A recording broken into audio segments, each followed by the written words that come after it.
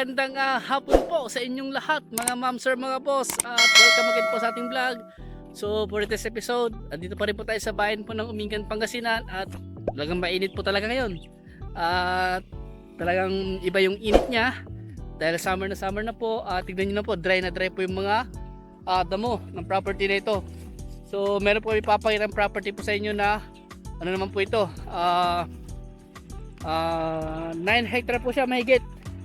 Bali 10 hectare po ito, pero ang binibenta lang po ay 9 hectare po siya. Parang nasa 104,000 po yung kanyang area, square meter po niya. So may matitira daw po mga 9 hectare po mahigit po dito. So ipapakita po sa inyo at ililibot po namin kayo sa property nito kung saan po kami makarating. So tara po. So ay po, ito po yung 9 hectare po na binibenta na mahigit. So simula po doon sa may bakod po na yan, paganoon na po siya. At ang frontage po ng property nito nasa mga kalahating kilometro po siguro.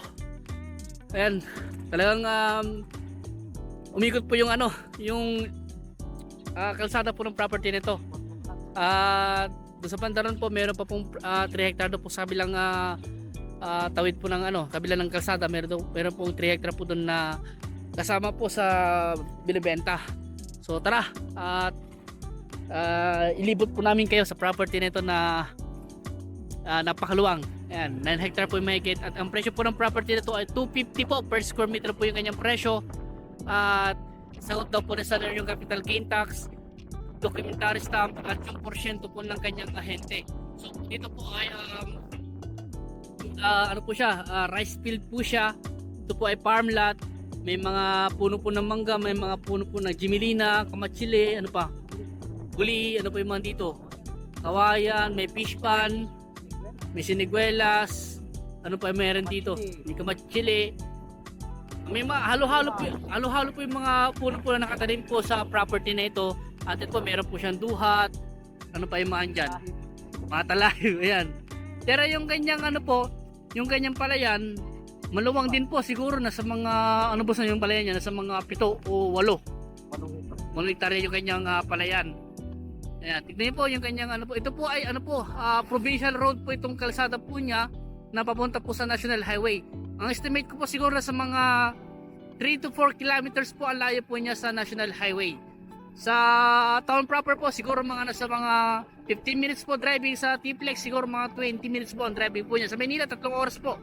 Ayan, power line, at dito po yung power line, internet connection nandiyan na rin po, kaya solar light na rin po yung kanyang provincial road. So hindi po nakakatakot sa property nito dahil may mga solar light na po o straight light po na nakalagay po sa kalsada.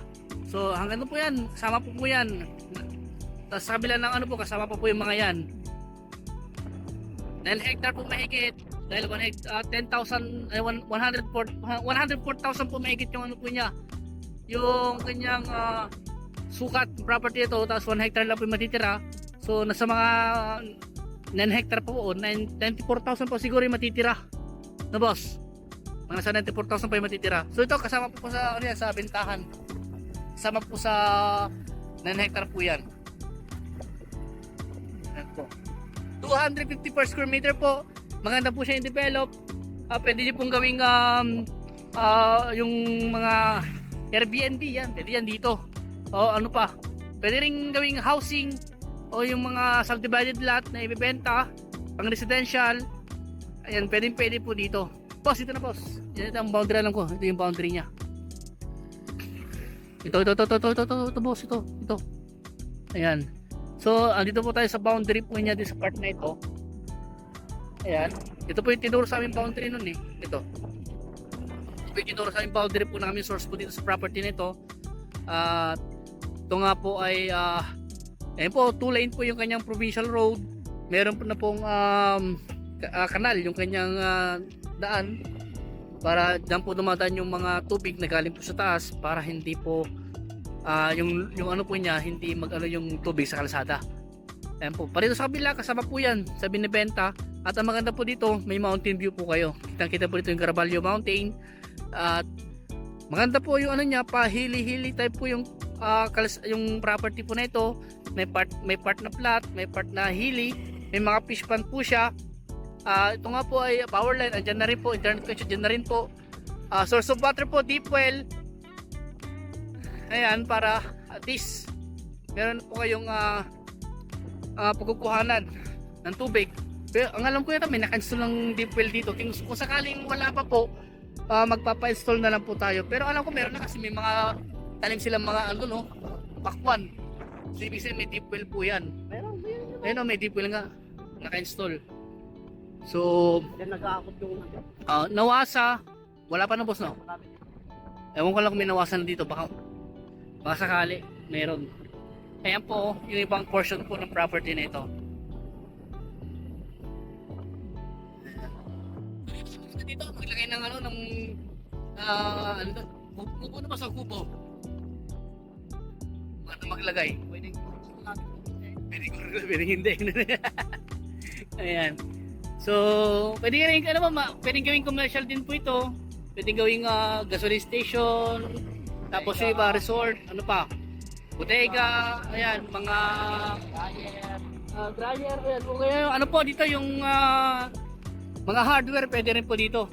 Kasi doon sa kabila may mga ano doon, boss, di ba? May mga ano yata ng mga buhangin, mga semento. Ayan po. Mahaba yung frontage, nasa kalahating kilometro po siguro, estimate po, o kulang-kulang kalahating kilometro. Sabi kalahating kilometro more or less na lang po yung kanyang entrada sa property po nito. Ayan, kasama po yung mga yan. Boss, ipunta mo sa loob, boss. Kita nila yung mga area. Dahil hindi natin kayang libutin to, boss, so kailangan natin ng motor para at least may pakita natin sa mga ating mga kliyente yung ibang mga parte. So ito po ay ano po kalsada po nung property papunta sa loob po niya. So hindi po ito right of way. Talagang ito po ay kalsada po ng property na ito. Ayan. Sa ngayon po ay pinapaliparan na po nila ng drone. So kasama po itong mga to. Ayan. Kasama po yung mga yan. Ito ba yung ibang mga manggahan po niya? Marami rin mangga niya. Oo. May fish pan dito. Talagang many yung ano niya. Tapos maraming mga ponoses.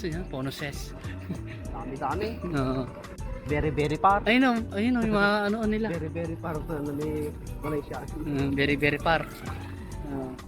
So ito po yung ibang parte ng property na may fish pond. At ito tinamnan nila ng gulay, boss. Kaso nga lang naanihan na yata.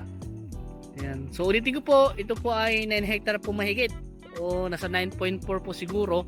At ito nga po ay yung titulo po niya ay isang titulo po siya na TCD Torrents na po. At ang pangalan daw po ito sa magkakapatid.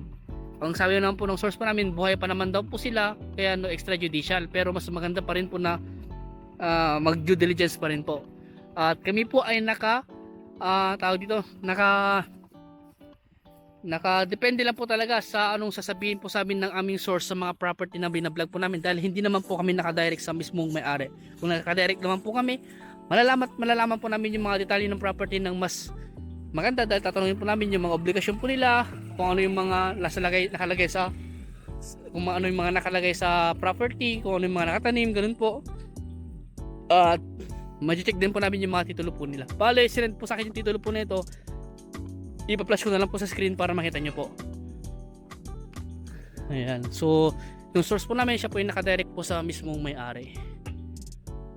Ayan. So, wala po tayong dadaan ng rough road dahil sementado po lahat. Kaya kahit kotse po makakapunta dito. Talagang wala pong ano dito. Talagang kahit kotse po talaga makakapunta. Ayan, naubusan na ako ng sabihin ko. Ayan. So, sa mga gusto pong puntahan tong property na ito, makita po ng personal, mag-schedule lang po kayo para masamahan po namin kayo. At kung gusto nyo kausapin yung may-ari, i-schedule po natin para makausap nyo po ng personal. So, ayan po. Kung may ibang katanungan pa po kayo regarding po sa property na ito, tawag lang po kayo sa akin at para masagot ko po yung mga katanungan nyo, or ano pa, At tawag lang po sa akin kung ano yung mga katanungan nyo po. So hanggang dito po muna at maraming salamat po sa inyo lahat at God bless po.